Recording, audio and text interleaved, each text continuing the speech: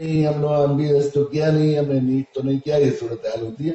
ایسا واقعہ پیش ہوا آیا کہ میں نے اپنی صفحے مکان کے لکھا ہے کہ وہاں رمضان میں جو ہے علی گڑھ میں ہمارے ایک عزیز اسکول فار بلائنڈ میں ٹیچر تھے، عالم تھے اور تعلیم یافتہ بھی تھے. وہ پرنسپل صاحب بڑے تھے حضرت مولانا ابراہیم الحق صاحب کے خاص، وہ ان سے کسی بات پر ان کا ٹسل ہو گیا اور ابھی پرماننٹ وہ نہیں ہوئے تھے، پرماننٹ ہونے والے تھے، لگ گئی تھی نوکری تو لگ گئی، ملازمت لگ گئی تھی، وہاں پڑھ رہے تھے. تو انہوں نے کہا کہ پرنسپل صاحب بہت ناراض ہو گئے، یا تو یہ رہے گا میں رہوں گا. پی سی بھی میرے جاننے والے تھے، پروکٹر بھی میرے جاننے والے تھے. تو میں نے ان سے کوشش کی، سفارش لگائی، انہوں نے کہا، انہوں نے کہہ دیا ہے بھائی میں استعفیٰ تو دے سکتا ہوں لیکن میں دوسری چیز برداشت نہیں کروں گا. تو پرنسپل کے بغیر ان کے ملازمت پکی ہونا مشکل تھی. تو ہم لوگ گئے، ان کے والد بھی موجود تھے. مجھے خیال ہوا کہ چھوڑنا تو پڑے گا، عزت کے ساتھ چھوڑ دیں تو اچھا ہے. تو میں نے کہا کہ عالم فلاں بزرگ کی اولاد ہے وہ، تو ان کے لوگ اگر نوکری کریں گے تو قرآن کے نبی کی نیابت کا کام کون کرے گا، کہ کیا مطلب ہے. میں نے کہا تو دیکھا چھوڑو، رزق اللہ دیں گے، چلیے کر لیجیے. یہ جو کہتے ہیں نا کہ لوگ کہ بھئی یہ کھائیں گے کہاں سے کھائیں گے. تو میں نے دینی عظمت مدارس نمبر ہمارے یہاں سے چھپا اور بعد میں وہ جو ہے اس پر نیٹ وغیرہ پر بھی اس کے ہندی انگریزی میں ترجمے شائع کیے. زمانے میں نے چند اعداد و شمار نقل کیے تھے مدارس سے فارغ لوگوں کے لیے، اور اس کے لیے کچھ ایک ارجن سنگھ جب منسٹر تھے وزیر تعلیم، ان کے زمانے میں ایک انصاری آڈیٹوریم میں بلریا گنج والوں نے جامعۃ الفلاح نے ایک بڑا سیمینار منعقد کیا تھا، مدارس مشکلات مسائل. اس پر جو ہے اس میں میں نے کچھ ڈیٹا کیے تھے.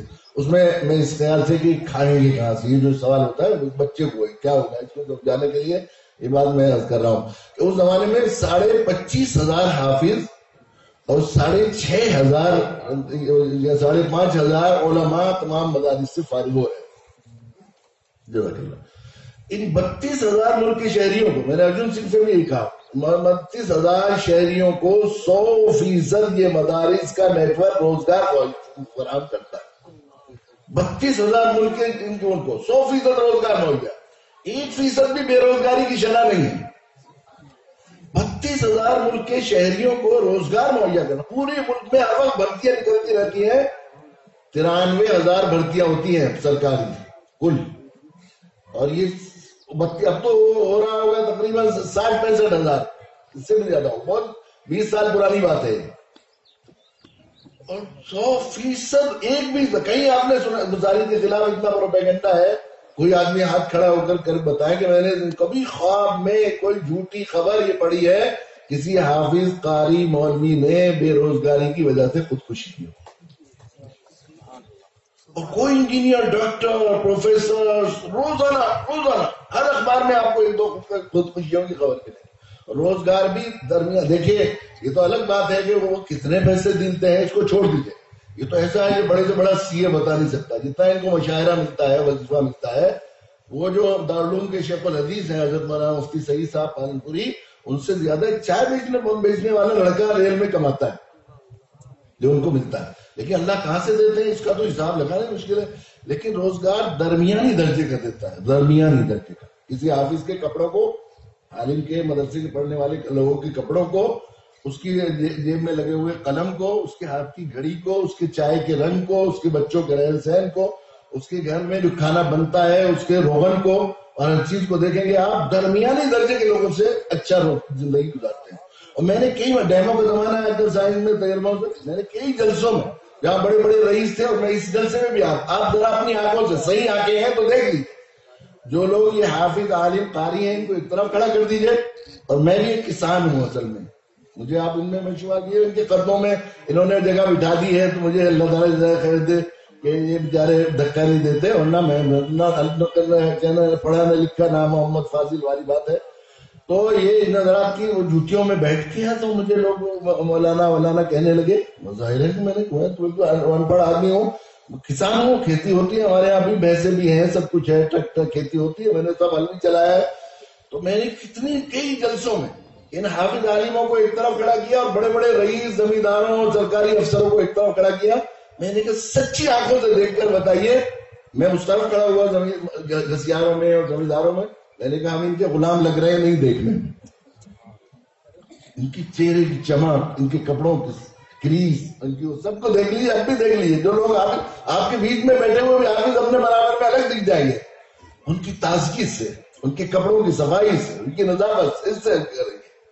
یہ جو کہتے ہیں کہاں سے کھائیں گے، کہاں سے یہ ہوگا نہیں ہے، ان کو ہر وقت یہ فکر ہے کہاں کہاں کھائیں گے، یہ صورت ہوتی ہے کہاں چھوڑیں گے، آپ کو یہ فکر ہے کہاں سے کھائیں گے، قرآن پڑھنے والے کو یہ فکر ہے کہاں کھائیں گے کہاں چھوڑیں گے، جب نکلتے ہیں لوگ کیسا کرتے ہیں۔ میں خود اپنے بارے میں عرض کیا کرتا ہوں، صرف ان کے جوتوں میں بیٹھنے کی صدقہ ہے کہ اگر میرا ریکارڈ بنایا جاتا تو گنیز بک اور کتاب العجائبات جو ہے Guinness book of world record میں، کہ دنیا کا کوئی انسان بتائیے جو سب سے زیادہ جس نے زندگی کا وقت دسترخوان پر گزارا ہو، تو شاید میرا نام آئے گا۔ ان کی جوتوں میں بیٹھنے والوں کا یہ حال ہے، ان کا خود کیا ہوگا؟ تو وہ خیر انہوں نے وہ استعفیٰ لکھ دیا، جانی تو تھی نوکری، تو میں نے یہی راجستھان میں ایک بڑے مرکزی مدرسے کا ان کو محتمم بنا۔ اب وہ آگے یہاں آتے تھے، جب وہ آتے بڑے بڑے علماء، دارالعلوم کے اساتذہ، بڑے بڑے علماء، جو دوسرے لوگ تو دوسری بات ہے، ہمارے بڑے مقتدر حضرات تشریف لاتے تھے، کیا ہوا بھائی وہ وہاں تو وہاں علی گڑھ میں باقاعدہ سرکاری پکی نوکری لگ گئی تھی، وہ کہتے ہیں استعفیٰ دے کر آ گئے، وہ بتاتے تھے وہاں کے ذمہ دار میں استعفیٰ دے کر آ گئے، قربانی تو ان کی، واہ ماشاء اللہ واہ واہ، وہ نوکری چھوڑ کر آ گئے۔ اگر خیر حکومت، کیا یہ قرآن پر خیر حکومت تعلم القرآن وعلمہ ایمان کے منافی نہیں ہے بات؟ اگر یہ سمجھتے سب سے بہتر وہ جو قرآن سیکھنے اور سکھانے والے ہیں، قرآن سیکھنے سکھانے والوں کا امیر اور سربراہ بن گیا، تو تعارف کس طرح کرنا چاہیے تھا؟ دیکھیے ان کی قسمت، نوکری سے اللہ تعالیٰ نے کہاں پہنچا دیا ان کو۔ اس لیے ایمان کا مسئلہ ہے میرے بزرگ، ایمان کا۔ حضرت تھانی دیکھیے، یہ دنیا، ایک بات اور میں بتا دوں، یہ غلط فہمی ہوتی ہے عام طور پر، شیطان یہ بہکاتا ہے کہ دین یہ چاہتا ہے کہ بھئی یہ دنیا میں ہم بالکل تنگی سے گزاریں اور بالکل ایسے گزاریں، فقر فقال بن جائیں اور آخرت بنائیں۔ یہ سمجھتے ہیں لوگ کہ یہ ہے سمجھ جائے بس آخرت میں ہوگا، تو جیسا ہوگا۔ تو انسان نقد کی چھوٹے کے مقابلے میں ادھار، بڑی ادھار کی طرف آدمی کی طبیعت نہیں چلتی ہوتی ہے۔ دیکھیے یہ دین ایسا نہیں ہے، دین نے اہمیت بتائی ہے کہ اس دنیا کو اہمیت نہ دیجیے، لیکن جو دین پر چلنے والے ہیں، قرآن جا بجا کہتا ہے من کان یرید حرث الآخرہ نزد لہ فی حرثہ، جو آخرت کی کھیتی کا فکر کرتا ہے اسے اللہ تعالیٰ اس کھیتی میں بھی زیادہ دیتے ہیں۔ یہاں بھی وہ خوب معیش کی، خوب اس کی زندگی گزارتا ہے، شرط یہ ہے کہ وہ ایک درنگی چھوڑ دیں، شرط یہ ہے کہ وہ آخرت کے لیے اور دین کو دین سمجھ کر اس پر عمل کرے، دنیا کے لیے نہیں کرے۔ یہ ہے بات، اس شرط پر پورا نہ اترنے کی وجہ سے دین والے مالی لحاظ سے اور دنیاوی لحاظ سے پریشان رہتے ہیں کہ اسے عبادت سمجھنے کے بجائے اس کو روزگار سمجھ کر کرتے ہیں۔ جہاں روزگار سمجھ کر کریں گے بس وہ مسئلہ ہو جاتا ہے۔ یہ ایسا تو قرآن نے، اللہ کے نبی نے جو سب سے زیادہ محبوب دعائیں بتائی گئی ہیں، وہ یہ دعا ہے جو حج کی دعاؤں میں اصل دعا ہے، جو حدیث صحیح سند سے ثابت ہے۔ اللہ کے نبی نے ارشاد فرمایا جو ہے اس کے رکن یمانی سے لے کر حجر اسود تک 70,000 فرشتے ہر وقت طواف کرنے والوں کی دعاؤں پر آمین کہتے ہیں۔ اور اللہ کے نبی نے اس وقت تو جو ہے جن کی ڈیوٹیاں بدلتی رہتی ہیں وہ دعا بتائی، ربنا آتنا فی الدنیا حسنہ وفی الآخرۃ حسنہ۔ پہلے کہا اللہ میری دنیا اچھی کیجیے، پھر فرمایا آخرت اچھی کیجیے، عذاب سے بچائیے۔ اللہ کے نبی صلی اللہ علیہ وسلم جو ہے عباس رضی اللہ تعالیٰ حاضر ہوئے، یا نبی اللہ مجھے کوئی سب سے اچھی دعا سکھائیے، ایسی اچھی دعا سکھائیے جس سے اچھی دعا آپ نے کسی کو نہ سکھائی۔ آپ نے فرمایا میرے چچا یہ دعا نہ کرو، اللہم انی اسألک العفو والعافیہ فی الدین والدنیا والآخرہ۔ ایک اور دوسری روایت میں اللہم انی اسألک العفو والعافیہ والمعافاۃ الدائمۃ فی الدین والدنیا والآخرہ۔ چاہیے دعا مانگ کرو دنیا اور آخرت کی عافیت۔ حضرت معاذ سے ایک مرتبہ فرمایا، معاذ سنو، اذان اور اقامت کے درمیان کی دعائیں ضرور قبول ہوتی ہیں۔ تو کہا یا نبی اللہ میں کیا دعا مانگ کرو؟ فرمایا دارین کی عافیت، دونوں جہان کی، دنیا اور آخرت کی عافیت مانگا کرو۔ یہ قرآن مجید کے ساتھ وابستگی صرف ہماری آخرت کو بنانے والا نہیں ہے، بلکہ اس دنیا کی عزت، وقت، راحت سب کچھ کرنے والا۔ حضرت تانوی نور اللہ برقدہ کا ایک ملفوظ کیسی بڑی بات تھی، حضرت نے فرمایا کہ جن گھروں کے اندر اور جن مدارس کے اندر، جن گھروں کے اندر اور جن مدارس کے اندر 3 چیزوں کا انتظام ہو، 3 چیزوں کا قرآن کے ساتھ وابستہ، یہ 3 چیزیں ہیں جن کے بارے میں فرمایا۔ پہلی بات فرمائی کہ تجوید کے ساتھ قرآن مجید کی تلاوت کا اہتمام۔ یہ جو الٹا سیدھا قرآن پڑھا جاتا ہے ظاہر کسی شاعر کے سامنے اس کے شعر کو ذرا بے وزن بن کے پڑھاؤ تو الٹی آئے گی اس کو. حکم الحاکمین کے سامنے اگر ہم اس کو یا کسی صاحب زبان کے سامنے ذرا دیہاتی زبان بولو یا شین قاف صحیح نہ ہو تو کتنا، کسی قاری کے سامنے اگر پڑھے گا تو کتنا برا رہے گا. تو خود حکم الحاکمین کے سامنے، حالانکہ اتنی حساس زبان ہے. افسوس یہ کہ ہمارے دل میں وقت نہیں ہے خیرکم من تعلم القرآن وعلمہ کی. تو قرآن کو تو کوشش کرتے ہیں امریکن پروننسیشن ہونا چاہیے، انگلینڈ کا ہونا چاہیے، اس پر وہ کرتے ہیں، ذرا سی کچھ ہو جائے تو کرتے ہیں، کوشش کرتے ہیں شروع سے انگلش میڈیم کانوینٹ اسکول میں بھیجا جائے، ذرا تلفظ صحیح ہو جائے. لیکن قرآن کے سلسلے میں کچھ بھی حساسیت نہیں ہے، اس کی عظمت نہیں ہے ہمارے دل میں. خیرکم من تعلم القرآن وعلمہ پر ایمان نہیں ہے، اس لیے یہ بات. تو سب سے پہلے تجوید کے ساتھ قرآن مجید. افسوس یہ بہت فقدان ہو گیا ہے. پہلے ہم گھروں میں کسی مسلمان محلے میں چلے جائیے تو گھروں میں صبح کو قرآن کی آوازیں آیا کرتی تھی دروازوں سے. اب صورت حال اس کے برعکس ہے، تو سونے کا ایسا ہو گیا ہے، زندگی بالکل الٹتی ہے. تو سب سے پہلی چیز قرآن مجید تجوید کے ساتھ پڑھنے پڑھانے کا، مدرسوں میں پڑھنے پڑھانے کا اہتمام ہو، گھروں میں تلاوت کا اہتمام. دوسرے تکریم حاملین قرآن، جو قرآن والے ہیں ان کا احترام ہو، دل قرآن والوں کا دل میں احترام ہو. یہ خیرکم من تعلم القرآن میرے نبی نے فرما دیا، سب سے محترم ہے، سب سے معزز ہے. معزز آدمی آتا ہے تو دیکھ کر، میں ہم نے ان کو دیکھا ہے، معزز کی نقل کرنے کی کوشش کرتا ہے، اپنی بچوں کو ان کی راہ پر چلانے کی کوشش کرتا ہے، جس کو معزز سمجھتا ہے. تکریم علی قرآن بڑا فقدان ہے اس وقت، اور ان کے آخری درجے میں استغفار اور احانت پائی جاتی ہے. یہ بڑی کمی ہے. حالانکہ قرآن کی عاملین قرآن کی تقریب اللہ کی کتنی موجود ہے. اس میں بھی آخری صفحے میں ایک واقعہ میں نے لکھا ہے کہ وہ میں وہاں گیا، ایک مدرسہ ہے وہاں ہاتھرس ضلع میں، بہت پرانا تھانوی نور اللہ مرحوم کے زمانے میں چلتا تھا، حفظ کا سب سے مشہور ادارہ تھا. حافظ سعید صاحب اجراڑوی اور بڑے بڑے علماء نے وہاں پر حفظ کیا ہے، شیخ نے بھی قرآن سنایا ہے. حضرت کے جانے کے بعد وہ ذرا ایسا حال ہو گیا، وہ مسجد میں قبضہ کر لیا، ایک راجپوت کو دے دی کرائے پر، جو اس کے وہ تھے مختار عام، انہوں نے پیسوں کی لالچ میں، زمین بھی تھی. بعد میں کچھ ہمارے ساتھیوں نے اس میں کوشش کی، اللہ نے کیا، پھر مدرسہ وہ شروع ہوا تو 5 بچوں نے حفظ کیا تھا. تو میرا جانا ہوا، میں نے دیکھا کہ ایک جگہ 5-6 علماء شیروانی پہنے ہوئے، بہت خوبصورت دیکھنے میں لگ رہے ہیں، صاف ستھرے کپڑے. مجھے خیال ہوا کہ کسی ادارے میں شاید اساتذہ کے لیے ڈریس ہو گئی ہوگی، تو اس میں آئے ہیں فنکشن وغیرہ کے لیے. تو خیر جب پروگرام ہوا، مجھے علی گڑھ جانا تھا، انہوں نے سلام دعا کی کہ وہ ذرا میں آپ سے ایک مدرسے کے سلسلے مشورے کے لیے آئے ہیں فلاں مدرسے. اچھا چل، وہ ہمارے میزبان کہنے لگے وہاں چل رہے ہیں نا علی گڑھ میں، تو وہیں ملاقات ہو جائے گی. تو ساتھ میں تشریف لے جائے نا مفتی صاحب، ہاں ٹھیک. ساتھ میں گئے، وہاں اس پروگرام میں بھی ملاقات نہیں ہو سکی، اور پھر مجھے ایک جگہ جا کے کھانا کھا کے واپس آنا تھا. تو وہ بےچارے گاڑی کے پاس کھڑے ہوئے، مجھے قاضی صاحب دیکھیے بےچارے مفتی صاحب کہ نہیں ہمارے ساتھ کھانا کھائیں گے نا، کھانے پر بیٹھ کے اطمینان سے بات ہوگی. وہاں گئے تو ایک صاحب نے، چھوٹے بھائی نے بتایا کہ یہ ہمارے بڑے بھائی ہیں مفتی صاحب، اور ہم 6 کے 6 بھائی ہیں، الحمدللہ حافظ بھی ہیں، قاری بھی ہیں، مولوی بھی ہیں، مفتی بھی ہیں.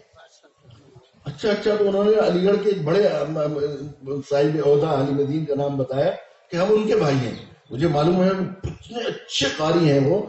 جس رمضان میں جب قرآن سناتے ہیں تو چھتوں پر اور گلیوں میں بھی لوگ ہوتے ہیں. میں نے کہا وہ کیسے بھائی ہیں؟ کہ وہ میرے حقیقی بھائی ہیں. سبحان اللہ. میں نے کہا آپ 7 بھائی حافظ عالم، 10 بھائی ہیں، 10 کے 10 حافظ ہیں، عالم ہیں، قاری ہیں. ماشاء اللہ ماشاء اللہ. کہ تو آپ کے والد کسی بڑے استاد ہیں؟ نہیں، والد بھی ہمارے حافظ ہیں، دونوں چچا حافظ ہیں، دونوں تائے حافظ ہیں، 6 کی 6 پھوپھیاں حافظ ہیں، پھوپھی داد جتنی بہنیں سب حافظ ہیں، بھائی حافظ ہیں، ہمارے بھتیجے حافظ ہیں، سب ہمارے والد کی اولاد، دادا کی اولاد میں 73 حافظ ہیں. تو میں نے پوچھا 73 حافظ ہیں تو دادا بہت بڑے عام ہوتے؟ نہیں، وہ تو ان پڑھ تھے بیچارے، راجپوت مسلم خاندان سے تعلق تھا، اور وہ کسانوں کے یہاں مزدوری کیا کرتے تھے. تو انہیں بہت سخت بیماری ہوئی، بخار ٹائیفائڈ، اور اس میں انہیں پیلیا ہو گیا، اس کی وجہ سے بہت کمزور ہو گئے. اب ان سے ہل پھاوڑا وغیرہ چلتا نہیں تھا، تو وہ سبزی بیچنے لگے تھے، سبزی بیچتے تھے. تو سبزی کا بیچا میں رکھے ہوئے تھے. 3 بچے قرآن مجید پڑھ کے مکتب سے نکلے چلے گئے. تو جلدی سے اٹھے اور بڑی محبت سے انہیں دیکھتے رہے ٹکٹکی باندھ کر. تم کہاں بچوں تم قرآن پڑھتے ہو؟ ہاں. میرے اللہ کے کلام پڑھتے تم؟ میرے بچے ان کی پیشانی کو بوسے دیے، ان کے ہاتھوں کو بوسے دیے. تو ہمارے لیے دعا کر سکتے ہو، اللہ ہمارے گھر میں نسلوں میں بھی قرآن کی نعمت دے دے. نعمت بھی نہیں، نعمت دے دے، نعمت دے دے. بیچارے بولتے تھے، دیکھا بہت سے دیکھتے رہے جب تک. 2-3 دن کے بعد پھر بچے ادھر سے آ رہے تھے، تو انہوں نے کہا بیٹا تم ادھر سے کہاں سے آتے ہو؟ کہ یہی تو مکتب ہے, یہ کرائے پر مکان لے کر حافظ جی نے مکتب شروع کر رکھا. انہوں نے اپنا پیچا وہاں جہاں سبزی والے سب بیٹھتے تھے وہاں سے اٹھایا اور مدرسے کے دروازے کے سامنے رکھا. کسی نے کہا یہاں تو سبزی والے آئیں گے نہیں, یہ 2 روٹی جو اللہ نے مقدر دی ہو تو دے ہی دیں گے, یہاں میں قرآن والوں کو دیکھتا رہوں گا. تو کہتے تھے قرآن والوں سے ایسی محبت تھی انہیں کہ کوئی حافظ عالم سامنے سے گزر جاتا ہے, بچے پڑھنے والے, تو ڈنڈی ان کے ہاتھ میں ہوتی تھی ترازو کی, تو وہ چھٹ جاتی تھی محبت. اور پیاز ادھر بک رہی ہیں, لہسن ادھر جا رہے ہیں, ٹماٹر ادھر, وہ جاتے ہیں ان کو گلے لگاتے ہیں, چومتے ہیں. تو میرے اللہ کے کلام والے ہو نا, تو میرے اللہ کا کلام پڑھتے ہو نا, تو میرے اللہ کا کلام. میں حضرت والا تھے, حضرت مولانا محمد احمد صاحب پرتاپ گڑھی, فرماتے تھے جس کو اللہ تعالیٰ کریم ایسے ہیں بھیک دیتے ہیں اس کو جھولی دیتے ہیں, اور جس کو جھولی دیتے ہیں بھیک دینے کے لیے دیتے ہیں. جھولی کیا ہے؟ پہلے عظمت دل میں دیتے ہیں, قدر دل میں دیتے ہیں, اور جس کو عظمت دے دی اس کو نعمت دے دی, اور جس سے چھیننا ہوتا تھا استغفاف, نہ قدر دل میں دے دیتے ہیں. تو بس سمجھو لینے کا وقت ہے, اب اللہ کے یہاں سے دینے کا فیصلہ ختم ہوا جا رہا ہے. تو یہ محبت سے پیار سے قرآن والوں کو دیکھا, 73 حافظ ہو گئے. یہ حامل قرآن کا اکرام, دل میں عظمت. تو حضرت نے فرمایا دوسری چیز قرآن مجید کے حاملین کا اکرام, اکرام حاملین قرآن. اور تیسرا صوفے, اب جو ہے تعظیم صوفے قرآن, قرآن کا احترام. قرآن رکھا جائے, اس کی طرف پاؤں نہ ہو, اونچی جگہ رکھا جائے, اس کو اچھی سے اچھی جگہ. اپنے کپڑے پہنتے ہیں تو 500 روپے میٹر, 700 روپے میٹر, اور جزدان کے لیے لاتے ہیں تو 10 روپے میٹر, 20 روپے میٹر. اپنے کپڑوں کو روز ڈائی نہیں ہوتی ہے, کپڑے ایسے ہی پڑے رہتے ہیں, کچھ نہیں ہوتا. قرآن کا احترام, اس پر کوئی اونچی چیز وہ نہ رکھی جائے, اس کے اوپر کوئی چیز نہ رکھی جائے, دل میں عظمت ہو. صحابہ کی طرح سر پر رکھتے تھے قرآن, ہاذا کلام ربی, ہاذا, بس ہزاروں قطار رو رہے, ہاذا کلام ربی, میرے رب کا کلام ہے. 3 چیزوں کا اہتمام. بات بہت دیر سے ہو رہی ہے مگر مجھے اس کو بات کو سمجھانے کے لیے بھی ایک واقعہ یاد آ رہا ہے, بہت ہی قرآن کی عظمت کا. ہمارے یہاں ہندوستان میں ایک بی جے پی کے لیڈر تھے, نام میں نہیں لے رہا ہوں, تو آپ میں تذکرہ بتاؤں گا تو شاید آپ سمجھ جائیں گے. بی جے پی کے بہت سے بی جے پی میں لوگ شامل ہو جاتے ہیں. واجپئی منسٹری میں وہ کیبنٹ منسٹر تھے, بی جے پی شامل ہو جاتے ہیں ملت کی خدمت کے لیے. عارف بیگ صاحب تھے بیچارے, ہمیشہ تہجد پڑھتے تھے, میٹنگ میں بھی جاتے تھے, فوراً نماز پڑھتے تھے. 1 لاکھ قرآن پارٹی کے خرچ سے چھپائے انہوں نے, ہندی والے. کتنے لوگوں کو لے کر آئے تھے قبرستان میدان میں اتوار کو, ماشاءاللہ 20 لوگ الحمدللہ کوششوں سے اسلام میں آئے. میری بھی حاضری ہوتی تھی اتوار کو. وہ ایک آدمی تھے لیکن بعد میں انہوں نے نہیں راس آئی تو استعفیٰ دے دی. لیکن وہ فکرن بی جے پی کے تھے, غیر مسلم خاتون سے انہوں نے شادی کی تھی, بچوں کے نام بھی ہوئے تھے, گھر میں مندر بنا ہوا. ان کی ذہنیت کا اس سے اندازہ لگائیے کہ ایک مرتبہ کچھ لوگ آئے ان کے یہاں, جب وہ منسٹر بنے تو کچھ وقت کا کوئی مسئلہ تھا, تو وہ دیکھ کر مسلمانوں کو کہنے لگے شاید آپ لوگ مسلمان سمجھ کر آ گئے, مجھے غلط فہمی ہے, اس سے اندازہ کیجیے. لیکن آخر میں ان کو فالج ہو گیا. 3 سال وہ بستر پر رہے, بہت بے چین کر میں ہلتے تھے, گرنے کو پکے ہوتے, تڑپتے تھے. تو وہ ایک صاحب حافظ صاحب جو وہ سرکاری حافظ ہوتے ہیں کچھ, سمادھی پر پڑھنے چلے جاتے ہیں, وہ پڑھنے چلے جاتے تھے, وہ ان سے تعلق رکھتے تھے. وہ آگے کہنے لگے تمہیں بہت بے چینی ہو رہی ہے منتری جی, میں قرآن پڑھتا ہوں. قرآن تو کسی طرح بھی پڑھا جائے, اس کی اثر میں تو کوئی نہیں ہو سکتا. اگر اخلاص کے ساتھ پڑھا جائے تو اس کی تاثیر کی اور ہی بات ہے, لیکن دنیاوی نفع تو ایسے بھی پڑھے گا تو فائدہ ہوگا. تو اسے بے چینی کم ہوئی, تو وہ بند کیا انہوں نے, نہیں اور پڑھو اور پڑھو. پھر وہ چلے گئے, دیکھا کب تک رہیں گے, چلے گئے. پھر رات کو انہیں بلوایا, بلاؤ حافظ جی کو بلاؤ. پھر حافظ جی کو بلایا آدھی رات کو, جب بے چین ہو پھر بلائے. تو انہوں نے اپنی جان بچانے کے لیے کہا ہم تو ہندوستانی ہندی میں قرآن پڑھتے ہیں, عربی میں پڑھا جائے گا تو اور اچھا ہوگا. وہ جو عرب کے امام ہیں نا وہ اچھا پڑھتے ہیں, میں آپ کو ٹیپ ریکارڈر لا دیتا ہوں. انہوں نے اپنی جان لانے کی قرآن ہی سنتے رہے. وہ 3 سال قرآن سنتے سنتے ان کا ہوا. تو میرے ایک جاننے والے ان کی عیادت کے لیے گئے 1 گھنٹہ پہلے انتقال سے.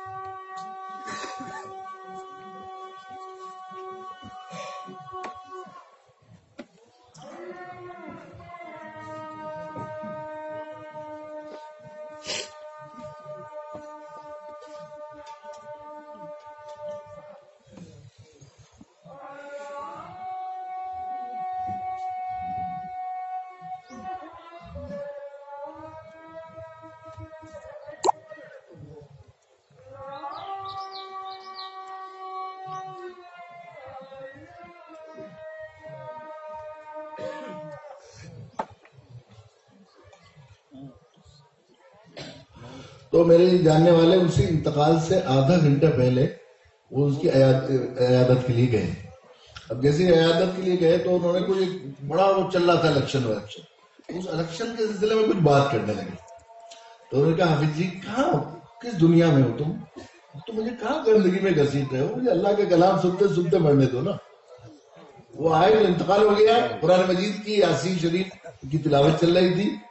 قال یا لیت قومی یعلمون ما غفر لی ربی وجعلنی من المکرمین. یہاں پہنچے انتقال دم نکال دیا. کاش میرے رب کو معلوم ہو جاتا کہ میرے اللہ نے میرے سارے گناہوں کو معاف کر دیا اور مجھے صاحب اکرام لوگوں میں کیا. قبرستان میدیان میں دفن ہوئے, اس کے بارے میں بڑی بشارت ہے کہ بہت سے لوگوں نے بڑی مہنگے پیسے دے کر وہاں قبر کی زمین خریدی, لیکن قبر میں وہاں دفن ہونا ویسا نہیں ہے, شاہ صاحب کے بالکل قریب. تو مجھے لگ گئی یا اللہ کس بات پر ایک ایسے آدمی کو ادھر سے ادھر لیا ہے کیسی. تو اتفاق سے وہاں بڑا ہندو راؤ میں ایک تربیتی کیمپ چل رہا تھا دعوتی, وہ ایک صاحب ملے, انہوں نے بتایا کہ ان کے جو ہے پھوپھی صاحب بھائی ہیں فلاں صاحب کے منسٹر صاحب. اچھا, میں نے کہا میں نے ایسے ایسے سنا ہے اس طرح انتقال ہوا, تو بالکل اسی طرح ہوا کہ کوئی خاص بات زندگی کا واقعہ کہ مجھے ایک واقعہ یاد آتا ہے, مجھے لگتا ہے شاید اسی بات اللہ کی رحمت. کیا ہوا کہ ان کی بہن کی شادی تھی